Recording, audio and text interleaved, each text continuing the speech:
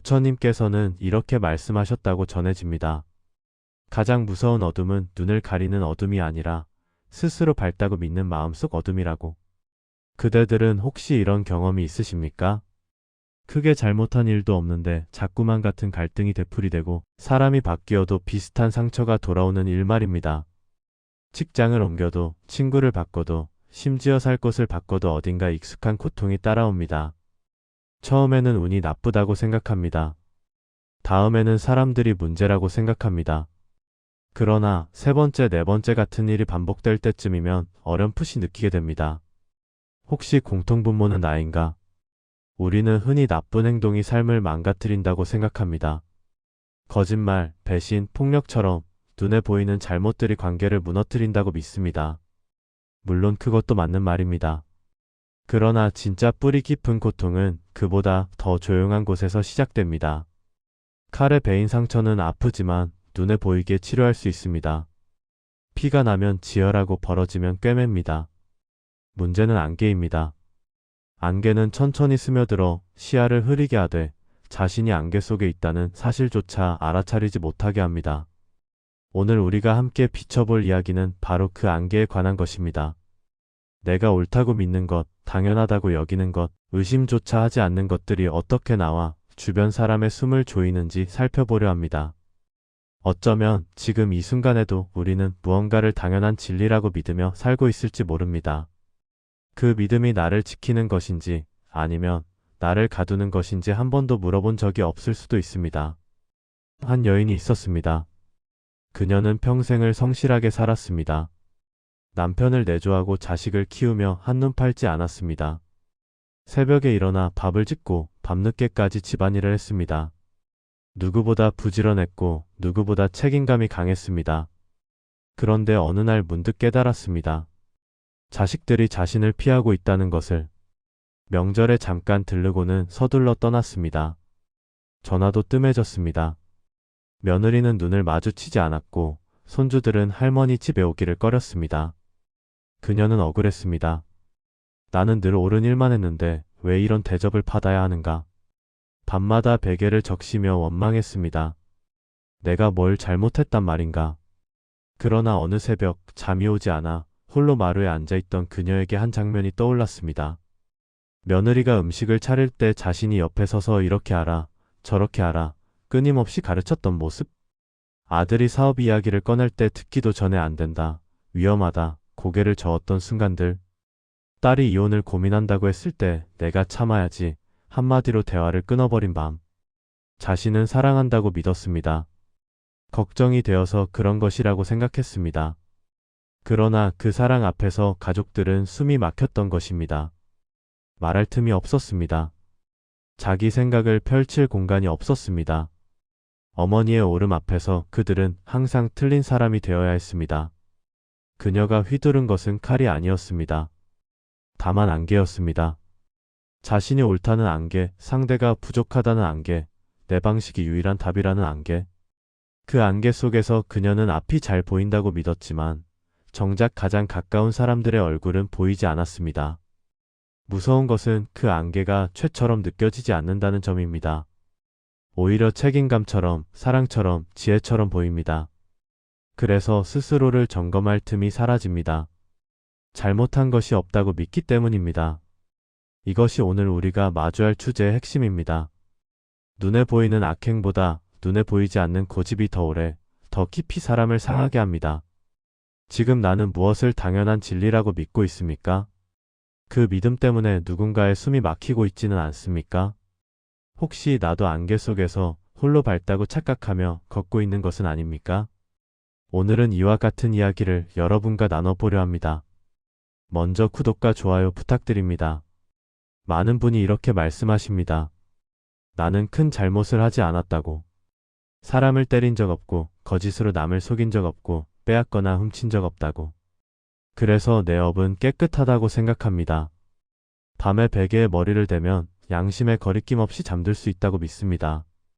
그러나 부처님의 가르침에서 업은 단순히 행동의 기록이 아닙니다. 업은 마음의 방향입니다. 같은 말을 해도 자비에서 나온 말이 있고 내가 옳다는 고집에서 나온 말이 있습니다. 같은 침묵도 상대를 배려한 침묵이 있고 벌을 주려는 침묵이 있습니다. 같은 도움도 진심으로 함께하려는 마음에서 나온 것이 있고 내 능력을 과시하려는 마음에서 나온 것이 있습니다. 겉으로 드러난 행위는 똑같아 보여도 그 안에 담긴 마음의 결은 전혀 다릅니다. 바로 그 결이 업의 씨앗이 됩니다. 한 남자가 있었습니다. 그는 평생 정직하게 살았습니다. 뇌물을 받은 적 없고 약속을 어긴 적 없었습니다. 직장에서도 가정에서도 원칙을 지켰습니다. 스스로에게 부끄러운 일을 한 기억이 없었습니다. 그런데 이상하게도 주변에 사람이 남지 않았습니다. 오래된 친구들은 하나둘 멀어졌고 후배들은 그를 피했습니다. 심지어 가족마저 그와의 대화를 피했습니다. 명절에 모여도 어색한 침묵이 흘렀고 손주들은 할아버지보다 텔레비전을 바라보았습니다. 그는 이해할 수 없었습니다. 나는 떳떳하게 살았는데 왜 이런가? 세상이 각박해진 탓이라고 스스로를 위로했습니다. 요즘 사람들은 정이 없다고 한탄했습니다. 어느 날 그는 오랜 친구를 붙잡고 물었습니다. 솔직히 말해주게. 내가 뭘 잘못했는가? 친구는 한참을 망설이다가 조심스럽게 말했습니다. 자네는 항상 옳았어. 문제는 그거야. 자네가 옳을 때마다 우리는 틀린 사람이 되어야 했어. 자네 앞에서는 실수하면 안 될 것 같았고 약한 모습을 보이면 안 될 것 같았어.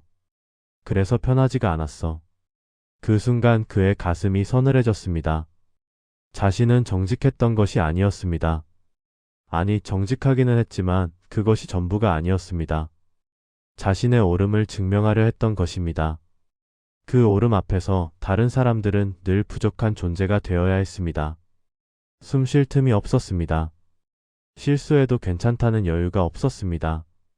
이것이 무지의 첫 번째 얼굴입니다. 내가 옳다는 확신이 다른 사람의 숨을 막습니다. 의도는 선했을지 모릅니다. 정말로 상대를 위한다고 믿었을 수도 있습니다. 그러나 마음 깊은 곳에서 작동하는 것은 자비가 아니라 증명이었습니다. 내가 틀리지 않았다는 것을 확인받고 싶은 욕구였습니다. 타인의 동의를 통해 자신의 정당함을 세우려는 은밀한 집착이었습니다. 업은 이렇게 쌓입니다. 손에 피를 묻히지 않아도, 목소리를 높이지 않아도 미세한 마음의 방향이 관계를 깎아냅니다. 매일 조금씩 알아차리지 못하는 사이에 상대의 마음에 작은 상처를 남깁니다.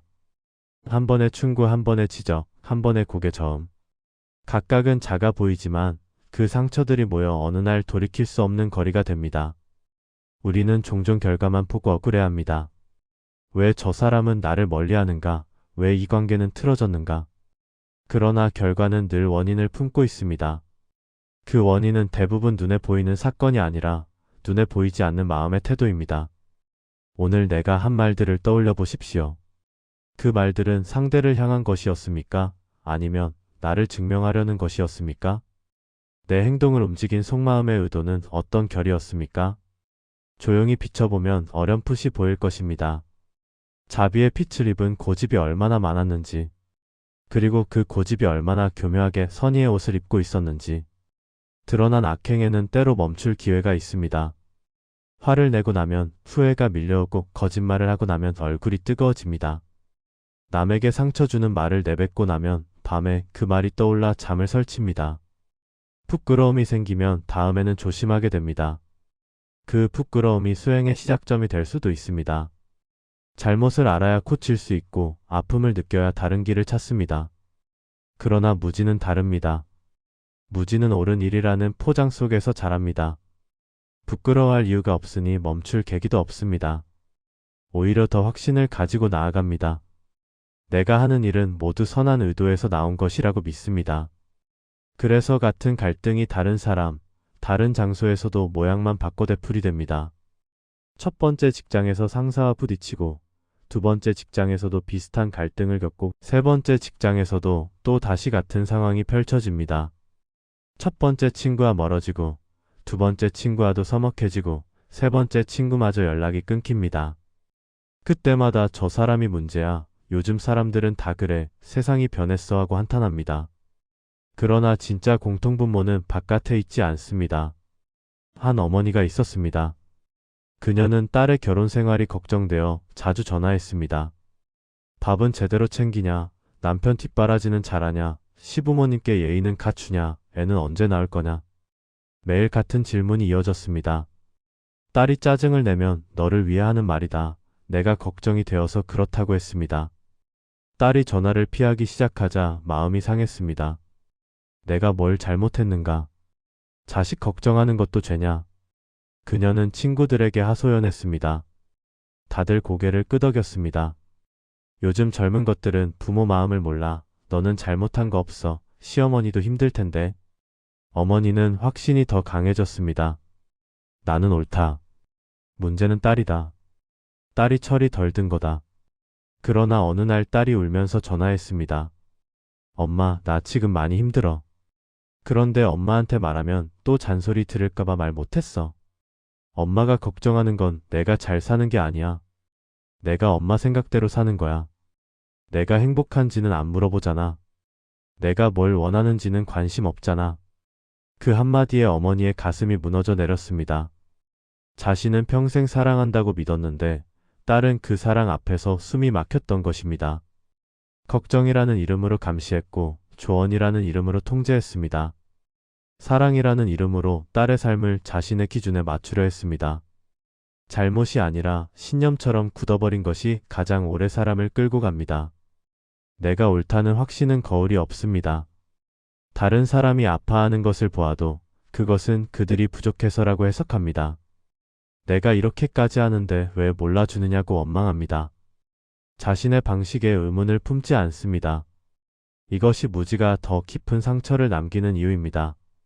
칼은 한번 베고 물러나지만 안개는 매일 스며들어 서서히 숨을 조입니다. 더 무서운 것은 안개를 만드는 사람도 안개 속에 있는 사람도 그 사실을 모른다는 것입니다. 둘 다 서로가 문제라고 생각합니다. 그래서 대화가 평행선을 달리고 갈등은 해결되지 않고 쌓여만 갑니다. 우리는 누군가를 걱정할 때 정말로 그 사람을 위하는 것인지 아니면 내 불안을 해소하려는 것인지 구분해야 합니다. 자식이 잘 되기를 바라는 것인지 자식이 내 기대대로 되기를 바라는 것인지 살펴야 합니다. 이 구분이 없으면 사랑은 언제든 구속이 될 수 있습니다. 걱정은 언제든 감시가 될 수 있습니다. 나는 내 확신 때문에 누구의 숨을 막고 있지는 않습니까? 내가 옳다고 믿을 때 상대는 어떤 표정을 짓고 있습니까? 그 표정을 본 적이 있습니까? 아니면 보지 않으려 눈을 돌린 적이 있습니까? 무지라는 말을 들으면 많은 분이 아는 것이 부족한 상태를 떠올립니다. 공부를 덜해서 경험이 적어서 세상 물정을 몰라서 생기는 문제라고 생각합니다. 그래서 책을 더 읽고 뉴스를 더 보고 사람을 더 만나면 무지에서 벗어날 수 있다고 믿습니다. 그러나 부처님이 말씀하신 무지는 그런 의미가 아닙니다. 무지는 변하는 것을 변하지 않는다고 착각하는 마음의 습관입니다. 지식의 부족이 아니라 마음의 고정입니다. 세상 모든 것은 흐릅니다. 강물이 멈추지 않듯 구름이 한 곳에 머물지 않듯 모든 존재와 관계는 끊임없이 변합니다. 젊음은 늙음으로, 만남은 헤어짐으로, 어둠은 이름으로 흘러갑니다. 오늘의 기쁨은 내일의 그리움이 되고 지금의 고통도 언젠가는 지나간 기억이 됩니다. 이것이 무상입니다. 부처님께서 거듭 가르치신 진리입니다. 그러나 우리는 이 흐름을 받아들이지 못합니다. 건강이 영원하기를 바라고 관계가 변하지 않기를 바라고 지금의 안정이 계속되기를 바랍니다. 젊었을 때의 몸을 잊지 못해 거울 앞에서 한숨 쉽니다. 주름이 하나 늘 때마다 마음이 무거워집니다. 예전 같지 않은 배우자를 보며 서운해합니다. 왜 변했냐고 원망합니다. 달라진 자식에게 실망합니다. 내가 언제부터 이랬냐고 묻습니다. 그러나 변한 것은 자연스러운 것입니다. 변하지 않는 것을 기대하는 마음이 괴로움을 만듭니다. 한 남편이 있었습니다. 그는 아내를 사랑했습니다. 신혼 때 아내가 해주던 따뜻한 말, 살뜰한 손길, 환한 웃음을 기억했습니다. 눈이 마주치면 수줍게 웃던 얼굴, 작은 선물에도 기뻐하던 모습, 외출할 때 현관까지 나와 배웅하던 다정함. 그런데 20년이 지나자 아내는 달라졌습니다. 말수가 줄었고 표현이 줄었고 각자의 시간을 가지고 싶어 했습니다. 혼자 드라마를 보고 혼자 산책을 갔습니다. 남편은 서운했습니다. 왜 예전 같지 않은가? 나에 대한 마음이 식은 것인가? 내가 뭘 잘못했나? 그는 원망하기 시작했고 사소한 일에 불만을 터뜨렸습니다. 왜 말을 안 하냐? 왜 웃지 않냐? 왜 나한테 관심이 없냐? 아내는 점점 더 멀어졌고 대화는 점점 더 줄었습니다. 그러나 어느 날 남편은 문득 깨달았습니다. 자신도 변했다는 것을. 예전에 로맨틱하고 다정하던 자신은 어디로 갔는가?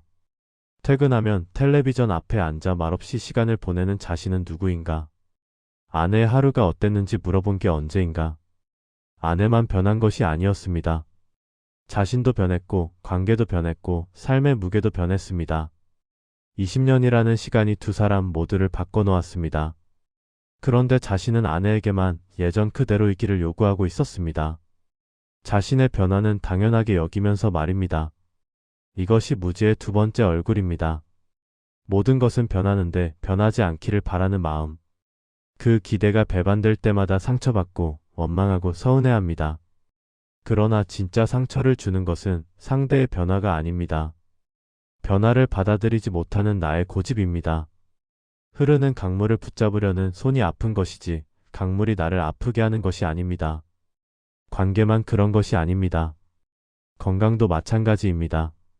젊었을 때처럼 몸이 움직여주기를 바라다가 실망합니다. 계단을 오르는데 숨이 차면 화가 납니다. 예전만큼 기억력이 좋지 않아 자책합니다. 왜 이것도 못 외우냐고 스스로를 다그칩니다. 그러나 나이가 들면 몸이 변하는 것은 당연합니다.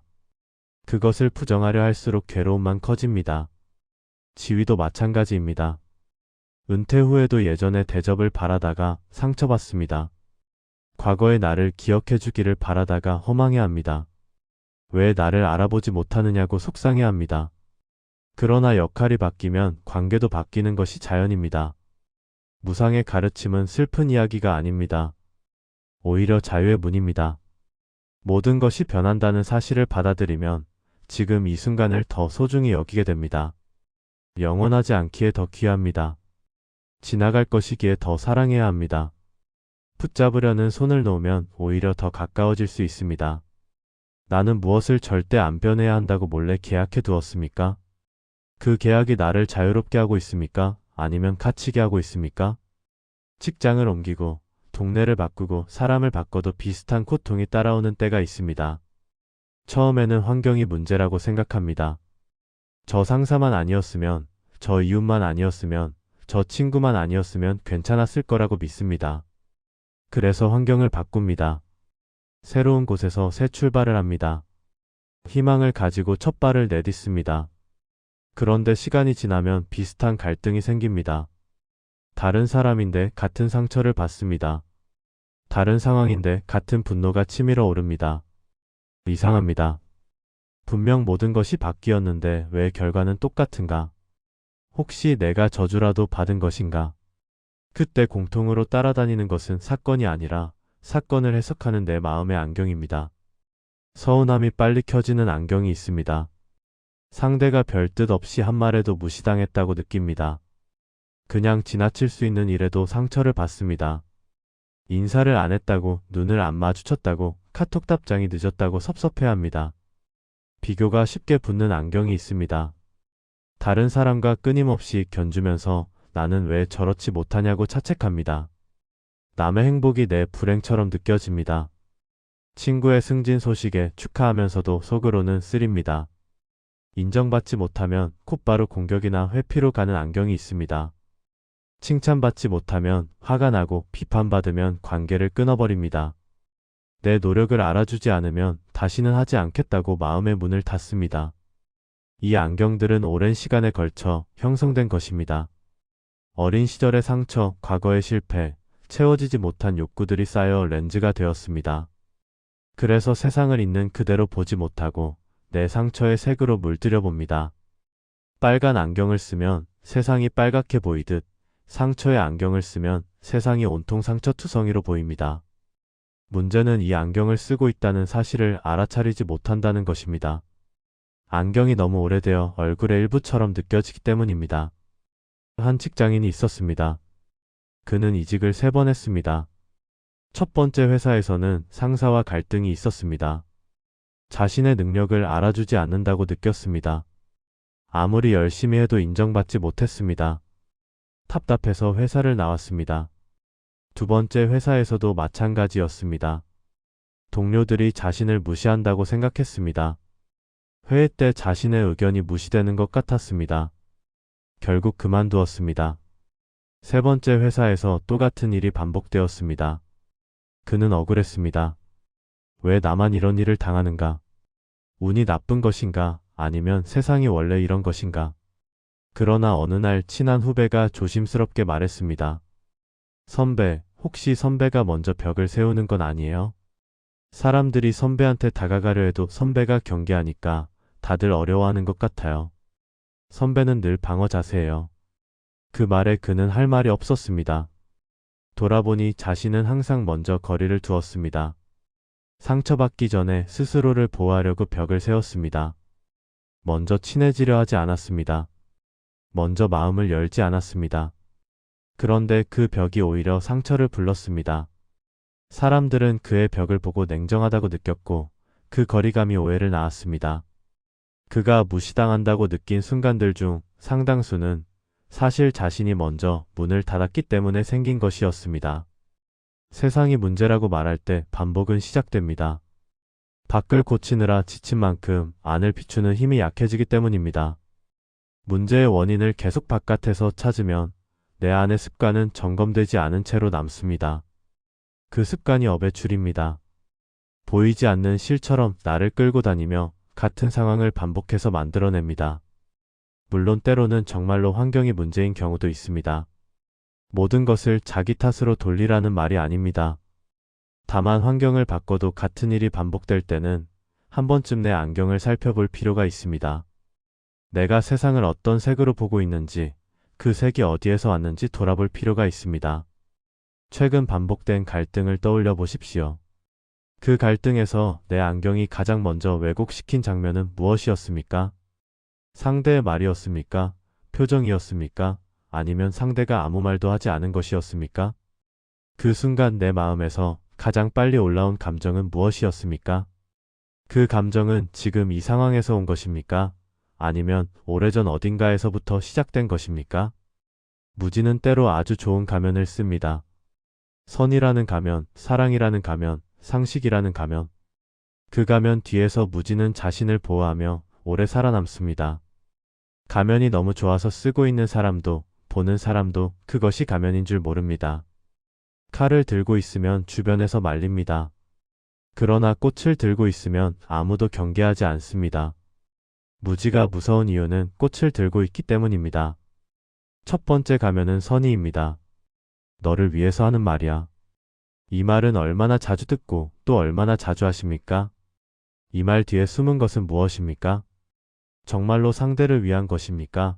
아니면 상대를 내 방식대로 바꾸려는 것입니까?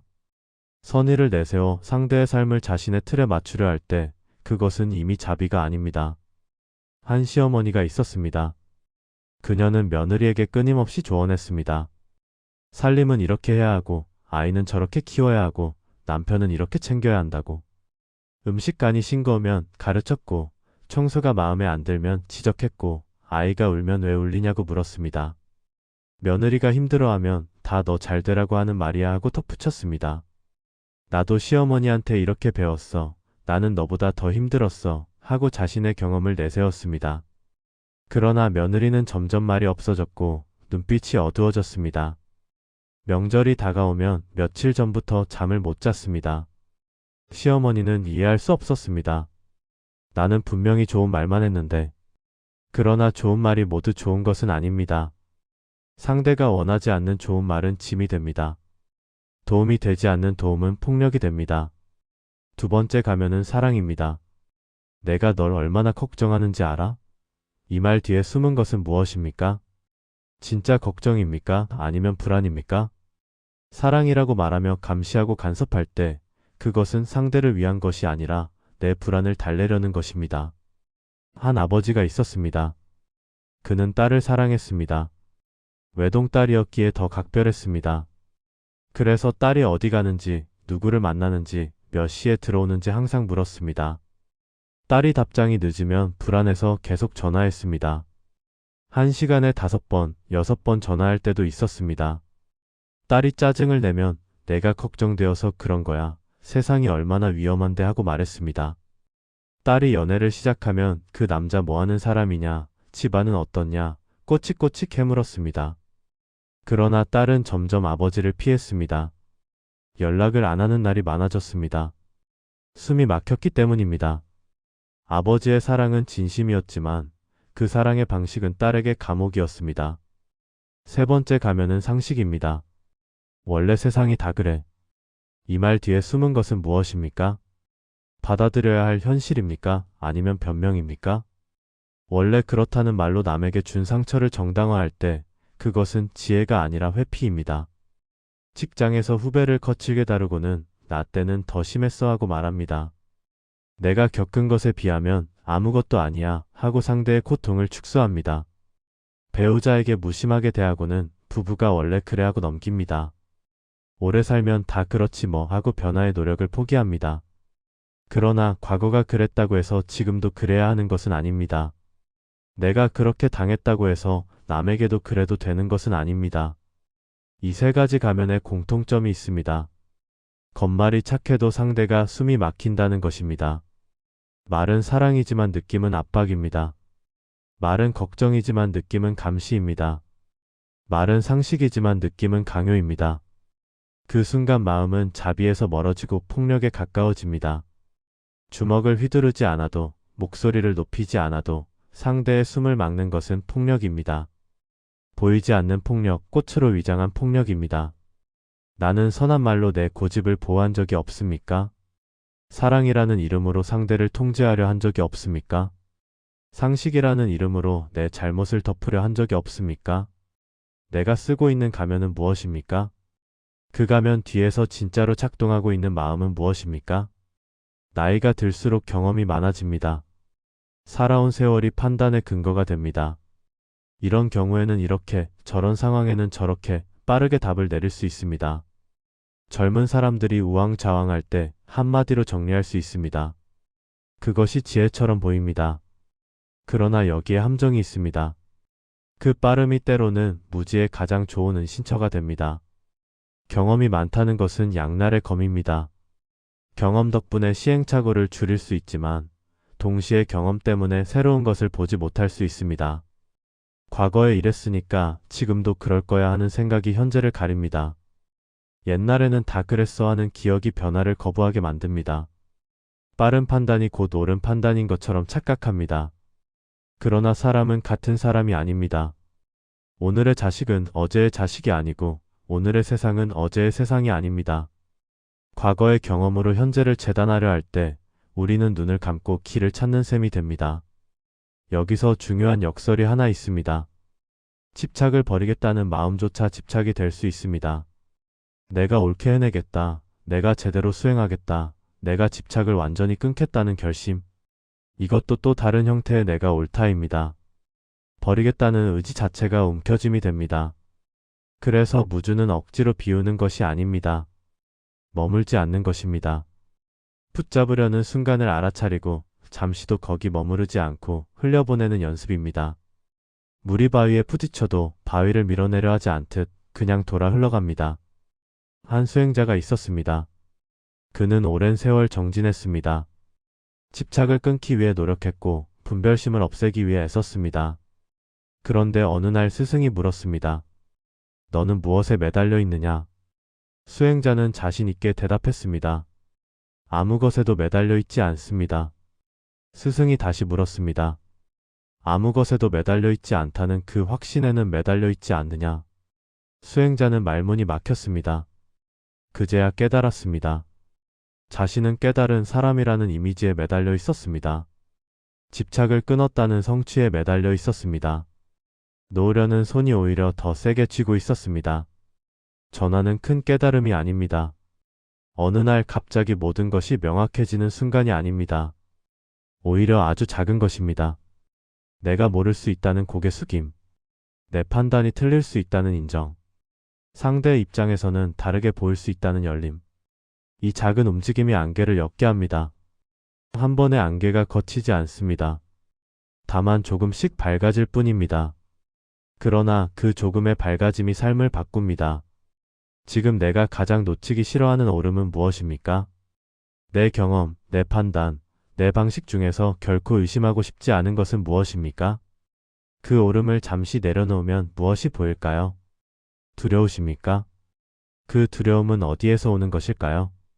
혹시 그 오름을 내려놓으면 내가 사라질 것 같은 두려움은 아닙니까? 그러나 오름을 내려놓아도 나는 사라지지 않습니다. 오히려 더 넓어집니다. 고집이라는 무게를 내려놓으면 어깨가 가벼워지듯 오름이라는 갑옷을 벗으면 마음이 자유로워집니다. 첫째, 감정이 치솟는 순간에 한 박자 멈추어 보십시오. 화가 올라올 때, 서운함이 밀려올 때, 당장 말하고 싶을 때, 그 순간 숨을 한번 쉬십시오. 말을 늦추고 행동을 늦추십시오. 멈춤은 회피가 아닙니다. 멈춤은 알아차림의 시작입니다. 분노가 입 밖으로 나오기 전에 잠시 머물면 그 분노가 정말 지금 이 상황에서 온 것인지 아니면 오래전부터 쌓여온 것인지 보일 때가 있습니다. 그 한 박자가 관계를 살리기도 합니다. 둘째, 내 해석이 전부인가 하고 반조해 보십시오.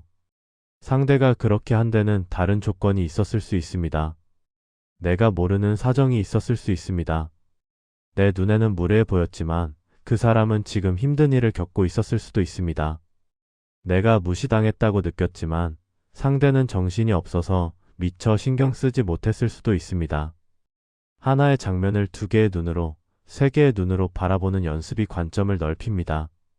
반조는 내가 틀렸다고 인정하라는 뜻이 아닙니다. 다른 가능성도 있을 수 있다는 여지를 두라는 뜻입니다. 셋째, 법을 가까이의 기준을 다시 세워보십시오.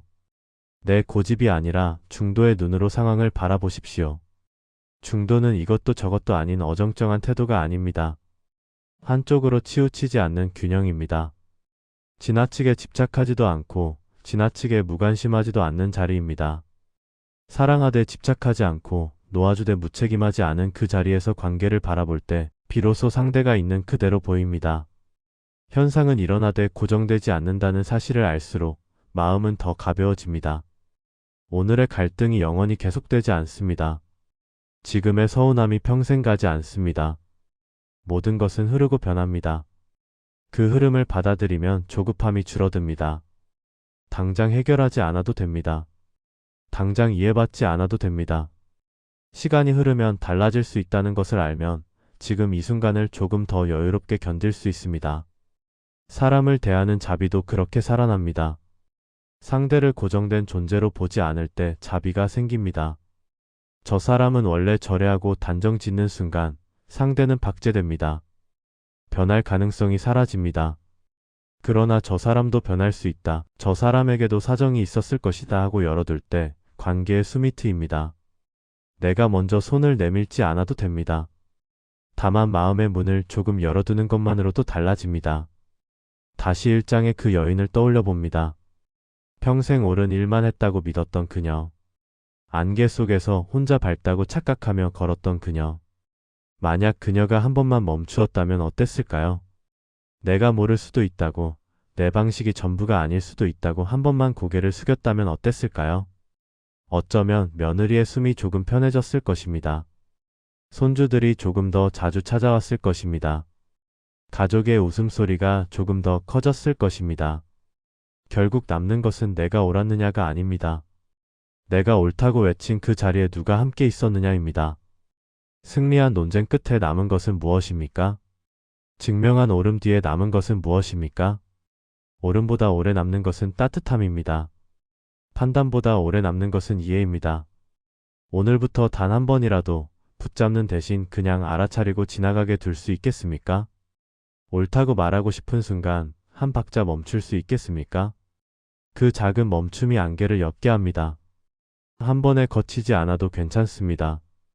조금씩 천천히 밝아지면 됩니다.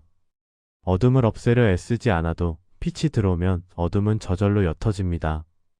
내 안의 빛은 멀리 있지 않습니다. 모를 수 있다고 인정하는 순간 그 빛은 이미 켜지기 시작합니다.